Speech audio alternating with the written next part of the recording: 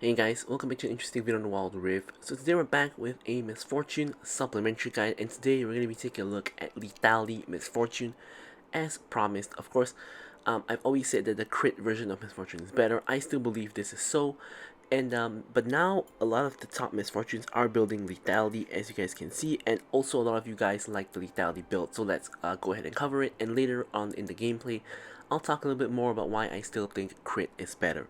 Okay, so let's jump straight into it. So basically with the Lethality Misfortune build, you want to start with the Gluttonous Grease for the attack damage as well as the Omnivamp. Now you could go, of course, for Lethality Boots, but honestly, you do want some kind of healing for yourself, because otherwise you're not going to get any healing, and you know, if you get damaged, there's just no way you're going to get your health back. So I think Gluttonous Grease is going to be better. So the first lethality item, which is the core lethality item you have, is the Dust Blade. So Dust Blade, of course, gives you AD ability haste, gives you the most armor pen you can get in an item, and of course it gives you that Night Stalker passive, which gives you that big burst of damage on your first attack. Now the thing is, Misfortune's Q can proc this Dust Blade passive, which is really where the lethality build kind of gets its legs, where if you bounce off of like a minion or like a champion onto the champion at the back, that guy at the back is going to take the Dust Blade damage. So he's going to take a huge chunk of damage, and that's why Dust Blade is really good here. Now for the collector, of course you get crit, you get armor pen, and of course you get your death and taxes passive, which is of course the one where you can execute someone in low HP. Now normally I don't think this passive is really all that good, and honestly you can kind of swap this item out if you want to, but on Misfortune it's actually relatively handy, because in your ult you have many bullets, and one of those bullets could proc and put them below 5 HP, and that is where you can of course execute them with the collector. Now next up, generally most matches there's going to be shielding on the enemy team, so Serpent Spang is actually really good here to give you the armor pen, as well as of course to cut down their shields. Now if they don't have shielding, you can actually go for a more defensive option, which is going to be your Edge of Night, to give yourself that spell shield, to prevent yourself from getting caught with certain abilities. Now next up, we go for Servalda's Grudge, of course, for the armor pen and for the slow, so you can of course slow people down and ult them down. And then finally, you want to go for a defensive option such as Maw of Mortius for the magic resist. Now technically you could also go for Edge of Night as a last item, because it is a defensive item that gives you a spell shield, so that is an option as well. Of course you could go for something like a GA, even like a shield bow, could work here. And for the runes, since you're building lethality and you want to burst people down, you want to go for first strike. No reason to go for press the attack here, because really this build is all about hitting your Qs, and your Q is just going to burn someone down in a second, so first strike is a lot more beneficial here. Brutal, because you auto attack quite a bit, and also you can proc off of your Q. Giant Slayer to counter the tanks, and here we have Alacrity because we have no attack speed in our build, so other than your W you're not going to get any other attack speed. And of course we have Bone Plating for the defensive capabilities, and we have Flash together with Exhaust as our summoner spells. Ghost doesn't work too well on Misfortune, so Exhaust is pretty much always the way to go. But with all that said, let's now move on to talking about our gameplay. Okay, so let's take a look at our gameplay. So Misfortune generally is not a very strong champion. She's not very weak either. Prior to what I previously believed, you guys see my tier list, I rank her somewhere in the mill. Of course, a little bit below the mill, I guess you could say, but it's not like all the way down like what I used to rank her. Now obviously Misfortune does have some supports that she prefers, so supports that basically can allow her to land her ultimate very easy. So most engaged supports like Leona, Nautilus, Alistar, and certain enchanters such as a Seraphine, as you guys can see here, because when Seraphine hits her ult, you can ult as well, and that pretty much guarantees your ult is going to hit. Pretty much she likes to play with whoever can allow her ult to hit, and she also prefers to play with early game champions who are strong, because obviously you are very strong in the early game as well, and you want to get a lead early game to kind of snowball off that. So let's talk about how the lethality build of Misfortune works. Well, basically I have one letter for you. It's basically Q. So the main way this Misfortune build works is off of your Q. So you want to bounce off of something and proc your first strike and proc your damage all on your Q. So that's really how it works. Like, this lethality build is not about your ultimate, it's not about your passive, it's about your Q. So you will see that in lethality Misfortune gameplays or games, you will see that sometimes you never really hit a good ult, unlike crit Misfortune, where hitting a good ult is a little bit more important, because your ult can crit and you can do a lot of damage from that. But with this one, here we get ganked by the Riven, and we have to kind of walk away. Unfortunately, our Seraphine dies, which we can't really help. But with Lethality Misfortune, really it's just about bouncing your Qs onto champions and then using that to deal a burst damage. And normally this one Q should do more than half the health of a squishy target, or about half health of a squishy target, because that's your main burst. And then you need to try to finish them off either with your ult, your autos, or whatnot. But yeah, that's pretty much how you wanna do things. Your W for the attack speed and movement speed is of course helpful just to auto attack a little bit more. Passive of course is helpful to do a little bit more damage, but normally with this bursty build, your passive and your auto attacks is not really what you care about. Yes, there are going to be those kind of fights where someone goes in on you and you end up full stacking your passive and you actually end up winning against them just because of the extra damage from your passive and your lethality. Yes, but in general, that's not what you should be looking for. That's a situation that you can respond to. But what you should be looking for is to burst people down instantly with your Q and your maybe 1-2 autos afterwards to finish them off. The most ideal is that you actually Q them twice. So you Q them, they take half HP, they don't run away or someone stands in front of them. You Q them again and they get one shot with 2 Qs. So your ulti here, as I said, you're not always going to be able to hit it. Of course, it's going to help when you get your Serraldo's Grudge, and it's going to help when your teammate CC for you to hit your ult, which is going to do a decent chunk of damage, a really good amount of damage if you actually hit it because of the lethality you have. But it's really hard to hit your ult, reliably. If you don't have any kind of CC with your team. Now, this works the same if you build a crit build as well, because of course Misfortune ult is something that people will just walk away from. You're not gonna just stand there. So anyways, here we're getting a pretty good trade here. Here I'm ulting down the Jhin and the Sona, and unfortunately I flash forward to try to kill Sona, but Seraphine passive ends up getting her and Jhin just runs away. So unfortunately that does not actually work out. Seraphine is low, so I have to block the Jhin ult for her. And yeah, the Jhin there kind of just stood in my ult because he wanted to take the toolkit, which is kind of dumb. But yeah, most people are not going to stand in your ult, just randomly. So anyways, now that we've kind of covered the build, that's kind of why I don't like the lethality build, because I feel the lethality build mostly focuses on your Q, a little bit on your ultimate, I guess. Whereas the crit build kind of allows you to use your passive well, allows you to use your Q well, your ulti well, and your auto attacks well as well, because you can and will crit on your auto attacks. So overall, I feel that the main reason why I think the crit build is better is just because it allows you to use your kit very holistically, whereas with the lethality build, you're really only focusing on your Q. Now, that's not to say the lethality build is bad. As you guys can see, it is good, and the top players are actually using the lethality build, but I just kind of hate it because I feel that you're wasting the entire kit of MF because you really only care about the Q. But that's it. Your Q does do a lot of burst damage, so that does kind of, that does kind of make sense. In a way. So here, yeah, now we're just gonna talk about what's actually happening in the game now that we've kind of discussed the supports and the builds and things like that. So taking stock of the game now, we have a Dirk and we have our Gluttonous Greaves.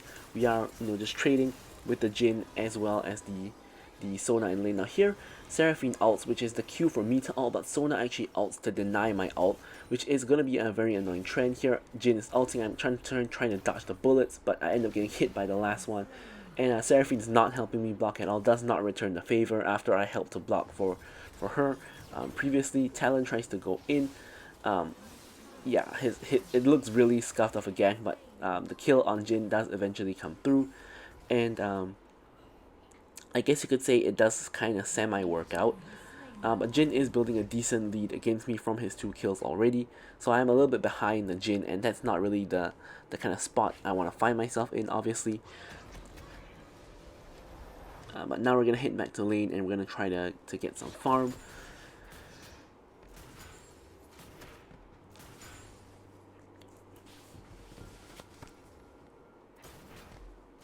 And honestly, there's not really a lot to really say here.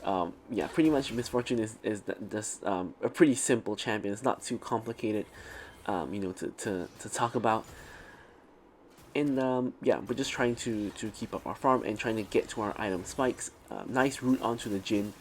Another thing that I don't like about the lethality build, as we get into a fight, so maybe we'll talk about that. First, Seraphine gets a nice ult onto Sona. I'm ulting the Sona like for days, and she doesn't die. Eventually Jhin dies, Sona gets baited in, and kill flashes forward to KS me. Now, We've talked a little bit about this already, that when you flash port to KS a teammate, it's never worth it because your flash cooldown is so long, and if the kill is already secured for your team, like, you don't want to waste your flash to secure the kill. Now, I have to admit that I'm guilty of this myself from time to time, but I try my best to stop myself from doing that. Sometimes it's not about KSing your teammate, sometimes you just see a kill and you flash for it to get it, but then you realize that your teammate could have gotten it instead and you wasted your flash.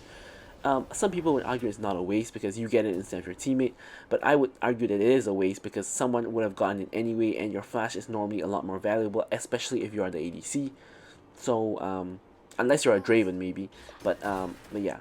So another thing I don't like about this lethality build is the fact that to maximize the build, you want to go for first strike. You don't want to go for press the attack because you don't want to attack someone 3 times.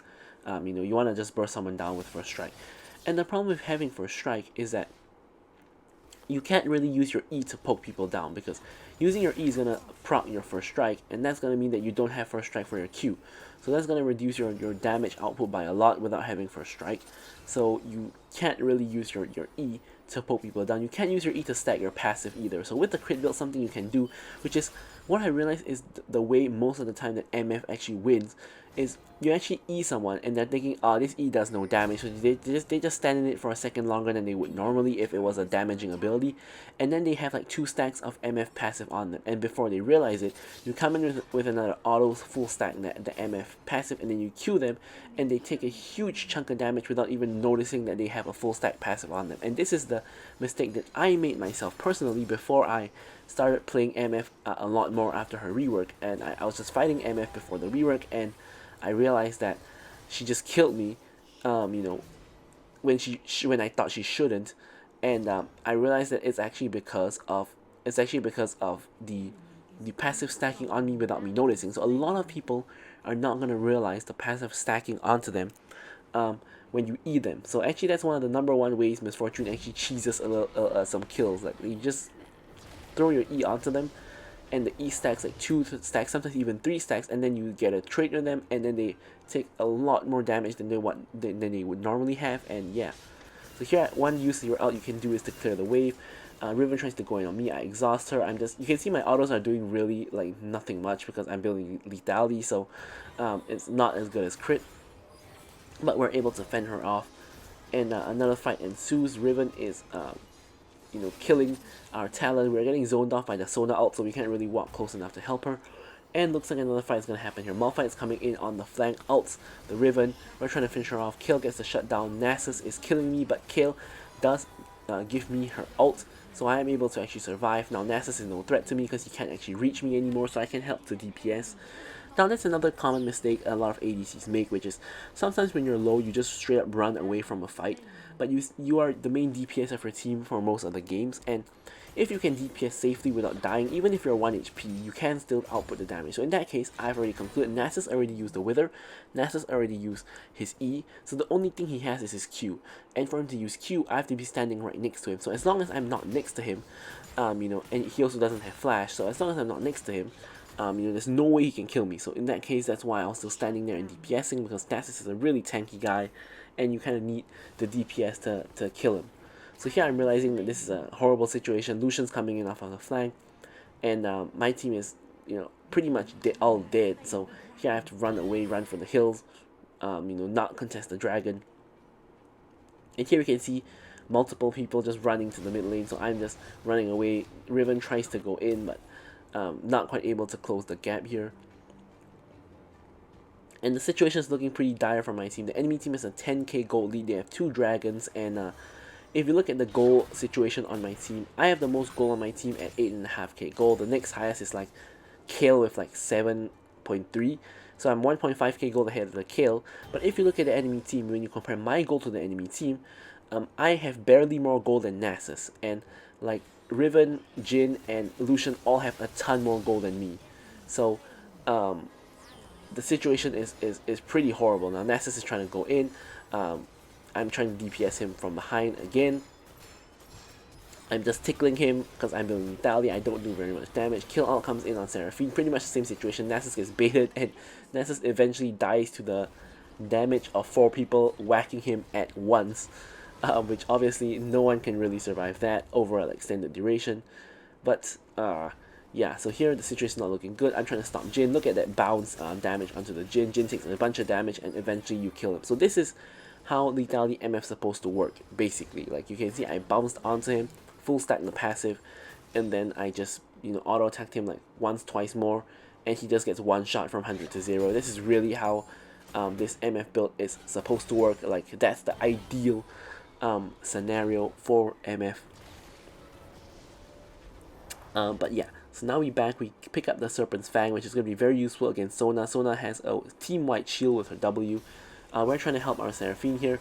The ult comes in from the Seraphine. We try to follow up once again with our own ult, but the Sona ult once again destroys us. So here at this point, we need to kind of go for a QSS, and we need to QSS the Sona ult when it's coming. Otherwise, we have no way of, you know, counterplaying that. Here my team is trying to get rid of the Lucian, and again kill flashes to KS, which is not ideal.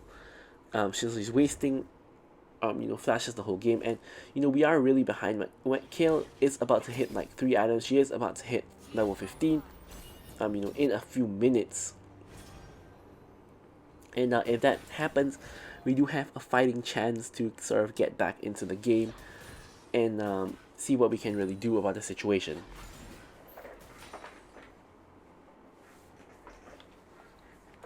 So here, while my team is mucking about in the top lane, I'm just trying to get whatever kind of farm I can. There's nothing to fight for in the top lane, so I'm not really sure why my team is there in the first place.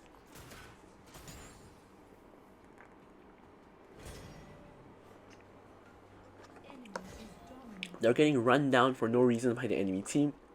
Talon and Malphite both die, which means that the enemy team can probably go for Baron. Riven is hopping over the wall to try to kill me, but she takes a ton of damage. Sona out denies me again. IQSS way too late. Kill out saves me again.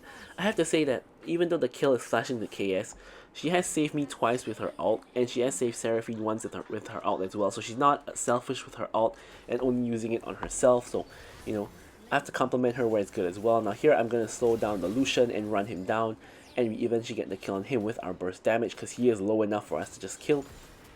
And at this point, we have the most gold on our team, but I don't see myself really carrying this because, you know, the enemy team is also fed. The Riven can just instantly kill me. Nasus is so tanky, and like Lucian and Jin do a lot of damage. And Sona, you know, she just has to support our team. She kind of hit that point of the game where, you know, Sona just has to spam her spells, and she's gonna, of course, just, you know, it's just gonna work out. Now Malphite out just whiffs, and we super overcommit onto the Jin for some reason. He does die, but yeah, Malphite just whiffed a huge out there, and it's not looking good now. You can see my Talon has only just hit his second item. He is 1 in 9, and he has just completed his Duskblade, like 14 minutes into the game, when like people are all trying to build their like 3rd, 4th item. So that's, yeah, that kind of highlights the situation of the match. So here is the last dragon, which is going to be Ocean Dragon Soul for the enemy team. So ideally we want to see if we can contest. Not all of their manpower is even there. They are trying to turn though. So here I'm trying to get something done. I get a huge ult onto both Nasus and MF. We eventually get the kill onto Nasus and Nasus and Riven, not Nasus and MF. I'm MF. Then Lucian is now on the flank behind, and we can't really get past him. I tried to flash away from his ult. I'm trying to run away. They do get the soul, and I'm trying to run, but there's nowhere for me to run, and Lucian does eventually end up getting the kill onto me. And at this point, everyone is dead. Enemy team has a wave in the mid lane, or they have a wave coming, and yeah, that is going to be it, guys. We do end up losing the game, but I do think it's still a really good showing of how Lethality MF actually works. So hopefully you guys enjoyed the video. I'm going to leave you guys with the stats as usual, and goodbye.